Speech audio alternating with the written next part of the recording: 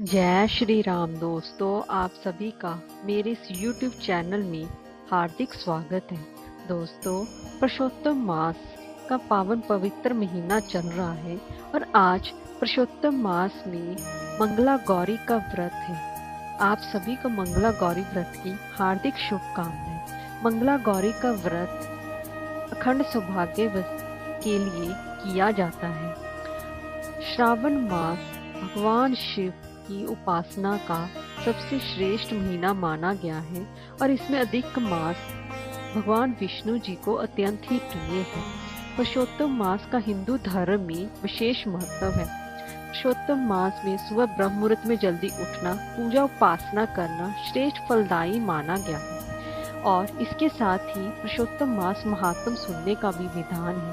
दोस्तों, मैं हर रोज एक अध्याय आपको श्रवण करवा रही हूँ। आज मैं आपको पुरुषोत्तम मास महात्म का 8वां अध्याय श्रवण करवा रही हूँ। इसके पहले के 7 अध्याय मेरे चैनल पर अपलोड है, आप वहाँ पर जाके श्रवण कर सकते हैं। तो चलिए अब वीडियो शुरू करते हैं। दोस्तों, अगर आपको हमारी ये वीडियो अच्छी लगी हो तो लाइक और शेयर करें और चैनल को सब्सक्राइब करना ना भूलें और कमेंट बॉक्स में ओम नमो भगवते वासुदेवाय अवश्य लिखें। तो चलिए वीडियो शुरू करते हैं। अब तक हमने 7वें अध्याय में पढ़ा कि भगवान श्री कृष्ण अधिक मास को अपनाते हैं और उसे अपना नाम देते हैं और कहते हैं कि आज से सब शुभ कर्म अधिक मास में किए जाएंगे। पूजा पाठ का सबसे अधिक फल अधिक मास में मिलेगा और इसे पुरुषोत्तम मास के नाम से जाना जाएगा, यानी कि मेरे नाम से जाना जाएगा और कोई भी तुम्हारा निंदा नहीं करेगा, सब लोग तुम्ही को पूछेंगे। तो अब आगे की कथा श्रवण करते हैं। सूत जी बोले, हे तपोधन, विष्णु और कृष्ण जी के संवाद को सुन नारद नारायण से पुनः प्रश्न करने लगे। नारद जी बोले, हे प्रभु, जब विष्णु वैकुंठ लोक चले गए तब फिर क्या हुआ? कहिए। आदि पुरुष कृष्ण और हरिसुत का जो संवाद है वह सब प्राणियों को कल्याणकार है। इस प्रकार प्रश्न सुन फिर भगवान बद्री नारायण जगत को आनंद देने वाला आख्यान कहने लगे। श्री नारायण बोले, तदनंतर विष्णु बड़े प्रसन्न होकर वैकुंठ गए और वहां जाकर हे नारद, अधिमास को अपने पास ही बसा लिया। अधिमास वैकुंठ में वास पाकर अत्यंत ही प्रसन्न हुआ और 12 मासों का राजा होकर विष्णु के साथ रहने लगा। 12 मासों में बल मास को श्रेष्ठ बनाकर विष्णु मन से संतुष्ट हुए। हे मुनि, अनंतर भक्तों के ऊपर कृपा करने वाले भगवान युधिष्ठिर और द्रौपदी की ओर देखते हुए कृपा करके अर्जुन से यह बोले। श्री कृष्ण बोले, हे राजशार्दूल, हमको मालूम होता है कि तपोवन में आकर आप लोगों ने दुखित होने के कारण पुरुषोत्तम मास का आदर नहीं किया। वृंदावन की शोभा के नाथ भगवान का प्रिय पात्र पुरुषोत्तम मास आप वनवासियों का प्रमाद से व्यतीत हो गया। भीष्म, द्रोणाचार्य, कर्ण के भय से संस्त मन आप लोगों ने भय और द्वेष से मुक्त होने के कारण प्राप्त पुरुषोत्तम मास का ध्यान नहीं किया। कृष्ण द्रपायन व्यासदेव से प्राप्त विद्या के आराधन में तत्पर रणवीर अर्जुन के इंद्रकील पर्वत पर चले जाने पर उसके वियोग से दुखित आप लोगों ने पुरुषोत्तम मास को नहीं जाना। आप यदि ये पूछे कि हम क्या करें तो मैं यही करूंगा कि भाग्य का अवलंबन करूं। पुरुषों का जैसा अदृष्ट होता है वैसा ही सदा भासता है। भाग्य से उत्पन्न जो फल है वह अवश्य भोगना पड़ता है। सुख, दुख, भय, कुशलता इत्यादि भाग्य अनुसार ही मनुष्य को प्राप्त होते हैं। अतः अदृष्ट पर विश्वास रखने वाले आप लोगों को अदृष्ट पर निर्भर रहना चाहिए। अब इसके बाद आप लोगों के दुख का दूसरा कारण और बड़ा आश्चर्यजनक इतिहास का सहत कहते हैं। हे महाराज, हमारे मुख से कहा हुआ सुनो। दोस्तों, श्री कृष्ण बोले, ये भाग्यशाली द्रौपदी पूर्व जन्म में बड़ी सुंदर मेधावी ऋषि के घर में उत्पन्न हुई थी।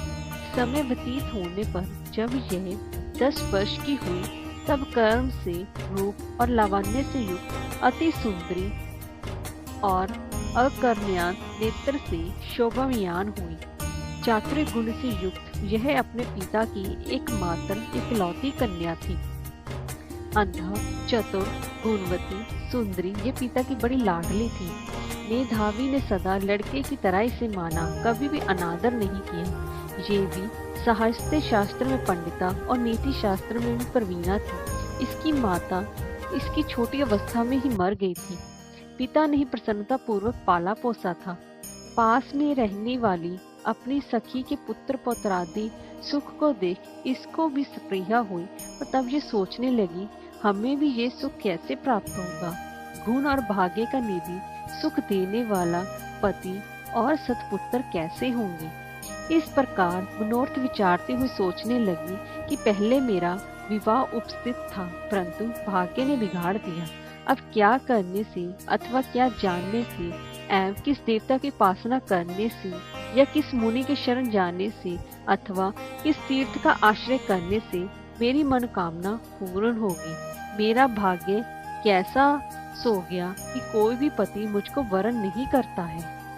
पंडित भी मेरा पिता मेरे दुर्भाग्य से मूर्ख हो गया है। बड़ा आश्चर्य है, विवाह का समय उपस्थित होने पर भी मेरे समान वर को पिता ने नहीं दिया।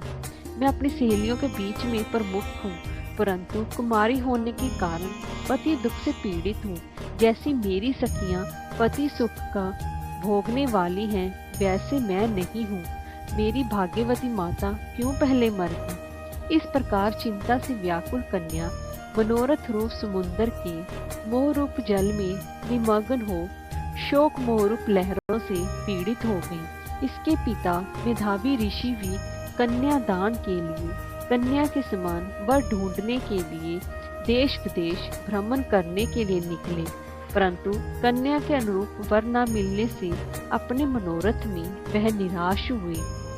कन्या की और अपने भाग्य से कन्या दान रूप संकल्प के पूर्ण न होने से दैव योग के कारण बड़ा भारी दरुण उन्हें ज्वर आ गया। सब अंग ऐसे फूटने लगे जैसे समस्त अंग टूट टूट कर अलग हो जाएंगे और ज्वर की ज्वाला से व्याकुल हुए। श्वास लेते मदाचुन मूर्छा से मदिरा पान से उन्मत्त की तरह पैर लड़खड़ाते गिरते पड़ते किसी तरह घर में आए और आते ही पृथ्वी पर गिर पड़े। ऐसे विहुल कन्या जब तक पिता को देखने आए तब तक कन्या को स्मरण करते हुए मेधावी मुनि मन सन हो गए। भाग्य के फलरूप बल से एकाएक कांपने लगे और कन्यादान प्रसंग से उठा हुआ जो महोत्सव था वह जाता रहा। तदनंतर पहले किए हुए गृहस्थाश्रम धर्म के परिश्रम के प्रभाव से संसार वासना को त्याग कर भगवान में चित्त को लगाने लगे। उस मेधावी ऋषि ने शीघ्र ही नील कमल के समान श्याम त्रिवेली से सुंदर आकृति वाले श्री पुरुषोत्तम हरि का स्मरण किया। हे रास के स्वामी, हे राधा रमन, हे प्रचंड भुजंड से दूर से देवताओं को शत्रुओं को मारने वाले, हे कुमारी गोपिकाओं के उतारे हुए वस्त्रों का हरण करने वाले, हे श्री कृष्ण, हे गोविंद, हे हरे, हे मुरारे, हे दामोदर, हे दीनानाथ, मुझ संसार में निमग्न की रक्षा कीजिए। इंद्रियों के ईश्वर आपको प्रणाम है। इस प्रकार मेधावी के वचनों को दूर से सुनकर श्री भगवान के दूत चटपट मुकुंद लोक से आए और उस मरे हुए मुनि को हाथ से पकड़कर ईश्वर के चरण कमलों में ले गए। इस प्रकार अपने पिता के प्राणों को निकलता देख वह कन्या हाहाकार करके रोने लगी और पिता के शरीर को अपनी गोद में रख अति दुख से विलाप करने लगी। चील पक्षी की तरह बहुत देर तक विलाप करके अत्यंत दुख से प्रभावित हुई और पिता को जीवित की तरह ही समझकर बोली। बाला बोली, हाय हाय हे पिता, हे कृपा सिंधु, हे अपनी कन्या को सुख देने वाले, मुझे आज किसके पास छोड़कर आप बैकुंठ सिधारे हैं। हे तात, पितरहीन मेरी कौन रक्षा करेगा। आज मेरे भाई बंधु माता आदि कोई भी नहीं है। हे तात, मेरे भोजन वस्त्र की चिंता कौन करेगा, कैसे मैं रहूंगी। इस शून्य वेद ध्वनि रहत निर्जन वन की तरह आपके घर में हूँ। हे मुनि श्रेष्ठ, अब मैं मर जाऊंगी। ऐसे जीने में क्या रखा है। हे कन्या में प्रेम रखने वाले पिता, विवाह विधि बिना किए ही आप कहाँ चले गए। हे तपोनिधि, अब यहाँ आइए और अमृत के समान मधुर भाषण कीजिए। क्यों आप चुप हो गए। हे तात, बहुत देर से आप सोए हैं, अब जागिए। ऐसा कहकर आंसू बहाती हुई घड़ी घड़ी कन्या विलाप करने लगी और पिता के मरने से दुखित हुई चील पक्षी की तरह मुक्त कंठ से रोने लगी। उस लड़की का रोदन उस वन में रहने वाले ब्राह्मण आपस में कहने लगे कि इस तपोवन में अत्यंत करुण शब्द से कौन रो रहा है। ऐसा कर सब तपस्वी चुप होकर यह मेधावी ऋषि की कन्या का शब्द है ऐसा निश्चय कर घबराते हुए हाहाकार करते मेधावी के घर में आए और वहां आकर सबने कन्या के गोद में मरे हुए मेधावी ऋषि को देखा और देखकर उस वन के रहने वाले सब मुनि भी रोने लगे। कन्या की गोद से शव को लेकर शिव मंदिर के पास शमशान पर गए। वहां काष्ठ की चिता लगाकर विधि से अंत्येष्टि कर्म कर उसका दाह किया। दाह के अनंतर कन्या को समझाकर सब ऋषि अपने अपने आश्रम गए। इधर कन्या भी धैर्य धारण कर यथाशक्ति क्रिया के लिए द्रव्य खर्च किया। इस प्रकार पिता की मन क्रिया को करके कन्या इसी तपोवन में निवास करने लगी और पिता के मन रूप दुख अग्नि से जली हुई रंभा की तरह व्यथित होती हुई एवं बछड़े के मर जाने जैसे गौ चिल्लाती है और खाती में दुर्बल होती है, वैसे भी ये बाला भी अत्यंत ही दुखित हुई। जय श्री राम।